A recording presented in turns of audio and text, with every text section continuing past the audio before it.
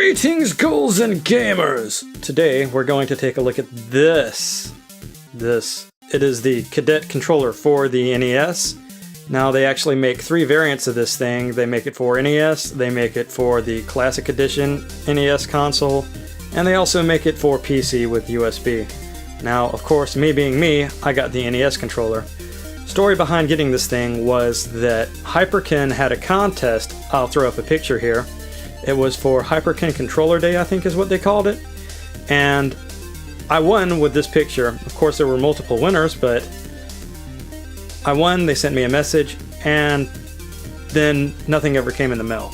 So I messaged them back, and still nothing. And this was something that happened months ago. So my mom passed away shortly after, and it skipped my mind. And now, a few weeks ago, which, you know, if you look at the time frame, it took like months for it to come in, but it actually did come in the mail, and I'm very happy to have this thing, and we're going to take a little bit of a look at it. The Cadet is a well-packaged little controller. This would look nice on a collector shelf, and if you see it in a retail store, it's definitely something you would want to grab at.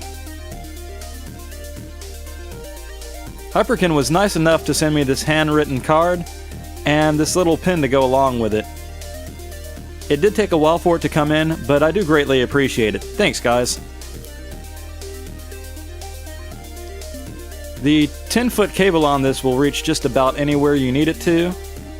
Now, as far as the design of the controller, it reminds me of the Salvador Dali melting clocks. The grips on the back are nice. And the buttons are pretty snappy. The direction pad has a nice snap to it. Select and start feel mushy as you would expect. The B and A, they really click.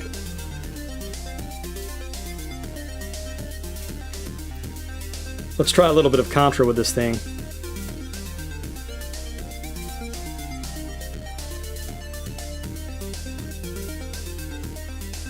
Now, should be picking up the clicks, because this controller is pretty loud, pretty clicky.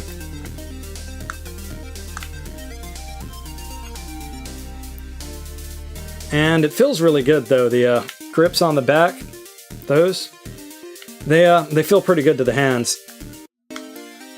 Now, I'm holding this at a weird angle for the camera, so I'm kind of pointing at a diagonal angle when I don't mean to do it, but just how it is.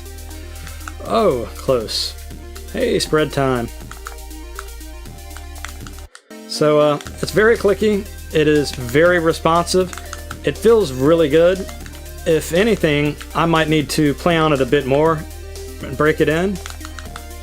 But it's a good controller. It's really good. I actually enjoyed this controller so much that I just ended up sitting and beating the first stage of this game. Okay, the final word on this controller is that it's pretty good. It's solid, well built, buttons are snappy, it's responsive, and if you're going to get a controller, a third-party aftermarket controller, for your Nintendo, then this is definitely one you should think about picking up.